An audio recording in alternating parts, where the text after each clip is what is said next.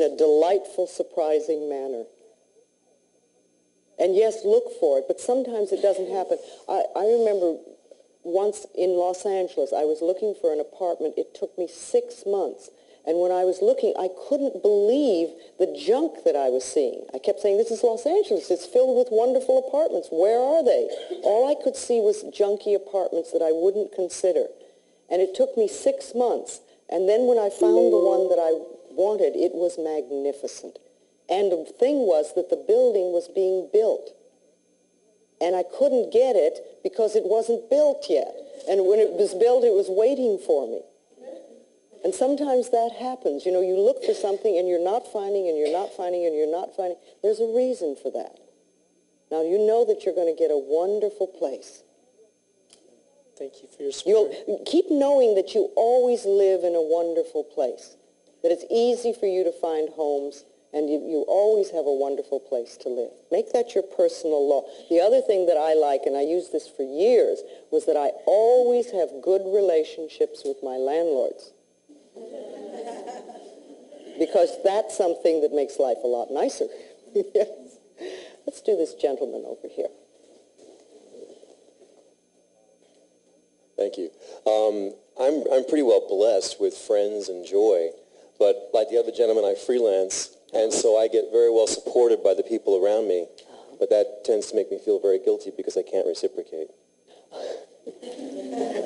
Okay. That's your problem, not theirs. Are they giving to you only to get back? It depends on the individual. You know, family tends to give with one hand and expect something in return. But the friends are giving out of the joy of giving. Okay, so the family who is giving with one hand and expecting in return, just give them some love. I've been trying that. Just do it, you know, and if that's not good enough for them, that's not your problem. That's their problem.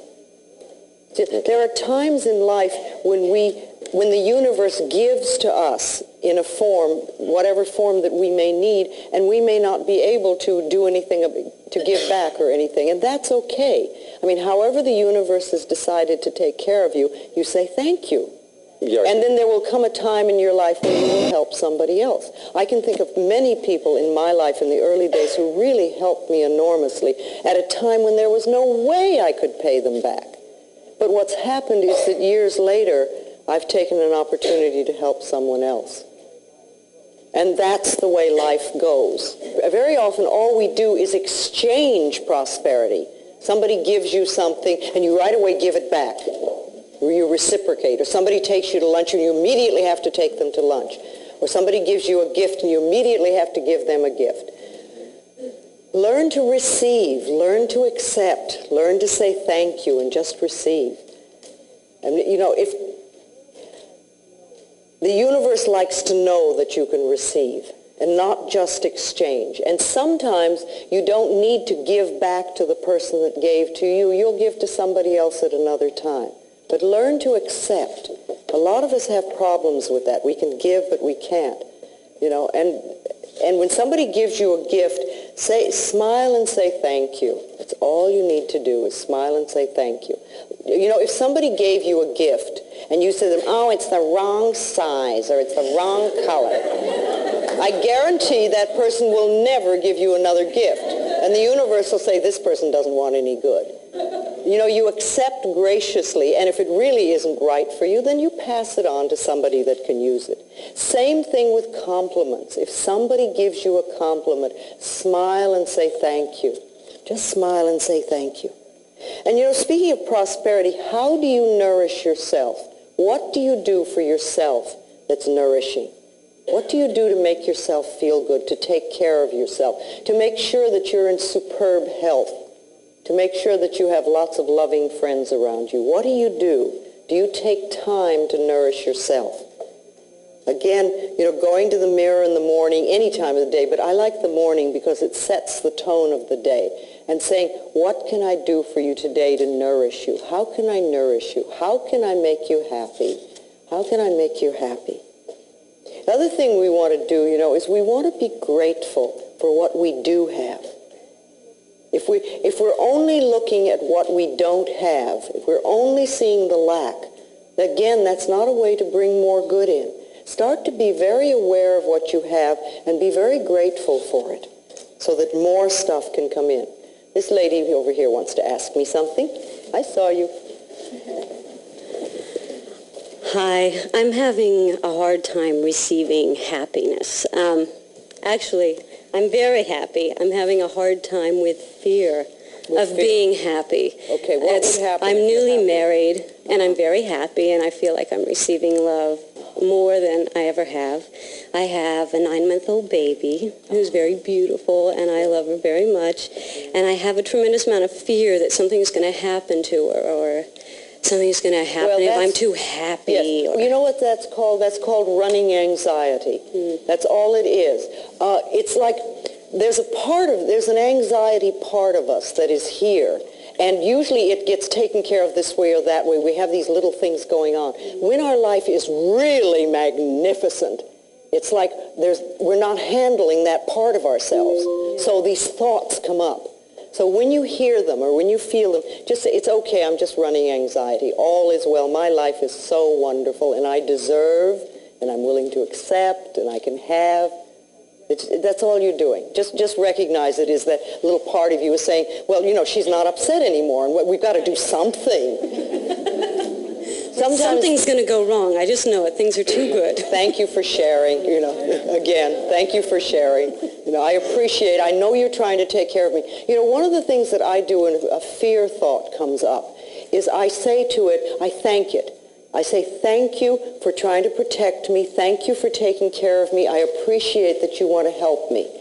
And then I'll do an affirmation for whatever it is. But I acknowledge that the fear thought is there to protect me, because that's what fear is, really, isn't it? You get frightened and the adrenaline comes and it's saying, where's the danger?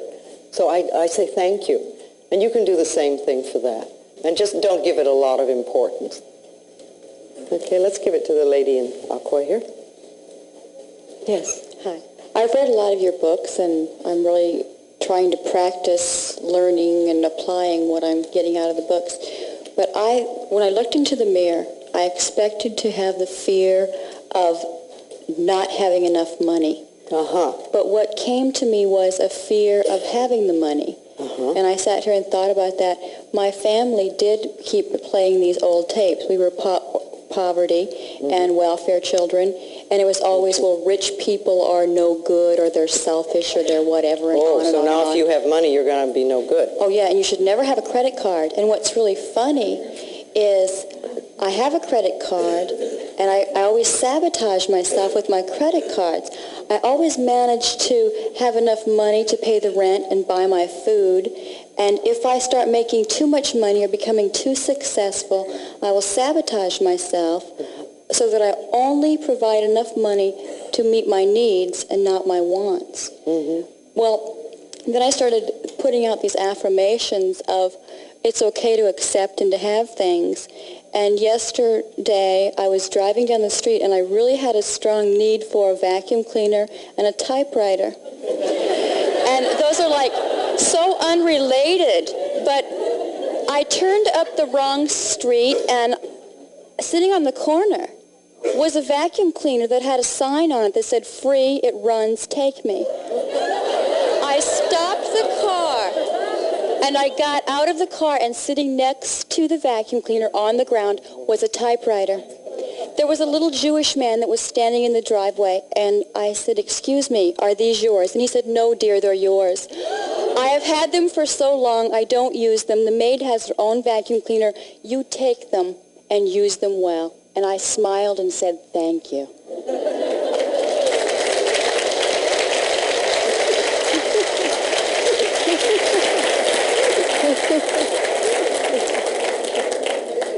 You must have made some changes in consciousness, I think. How wonderful. Okay, let's let this lady. I hear you talking about loving yourself and being willing to learn to love myself. But how do I put it into practice? How do I really allow myself to love myself so that I can. First thing that you do, absolute number one on the list, is you stop criticizing yourself. Just make a vow that you are not going to do that at all anymore. And work on that as much as you can, because as you stop criticizing yourself, you are going to be amazed at how you lighten up on yourself. I find that that's the number one thing that's in the way of loving who we are. I really appreciate what you said about if we couldn't say I love you, to say I'm willing to learn to love you. That was very helpful. Bring it back I appreciate that. to a space that you can begin to work. Right. Don't force yourself. The quicker you can get to I love myself, the better it is. But if you can't do it to start with, I'm willing to learn, I'm willing to begin to learn to like you, if you have to move that far back. But someplace so that you can start inching up till you get to the point where you say, I love you, you're wonderful, and really feel good about it. And that takes time for some people because we've got all this stuff in the way. And when we get to the point where we can really do that, it's amazing the wonderful stuff that happens in our lives. But remember, we're only dealing with thoughts, and thoughts can be changed. I love working in a group like this because we help each other. We bring up stuff and we can see where other people are, and it touches stuff inside of us. When we change our thinking, we change our reality. That's just that simple. So let's know some positive things for ourselves. We are open and receptive to wonderful new ideas. We allow prosperity to enter our lives on a level that it has never entered before. We deserve the best, and we are willing to accept. Our income is constantly increasing. We move away from poverty thinking into prosperity thinking. We love ourselves. We rejoice in who we are, and we know that life is here for us and will supply us with everything that we need. We move from success to success, from joy to joy, and from abundance to abundance. We are one with the power that created us, and we express for ourselves the greatness that we are.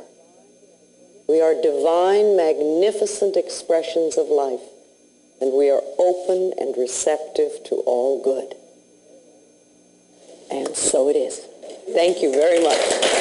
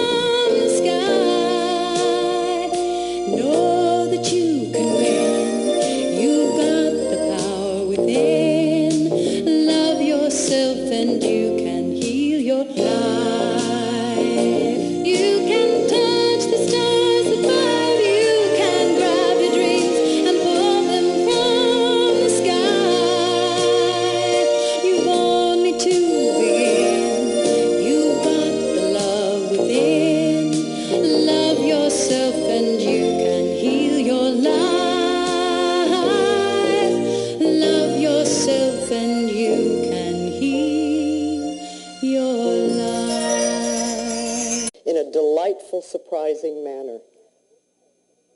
And yes, look for it, but sometimes it doesn't happen. I remember once in Los Angeles, I was looking for an apartment. It took me 6 months. And when I was looking, I couldn't believe the junk that I always have good relationships with my landlords.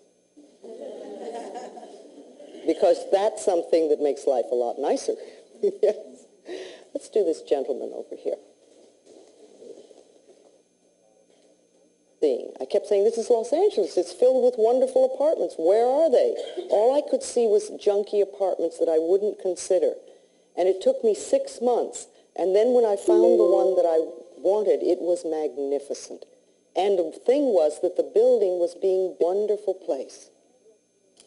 Thank you for your support. You'll keep knowing that you always live in a wonderful place, that it's easy for you to find homes, and you always have a wonderful place to live. Make that your personal law. The other thing that I like, and I used this for years, built.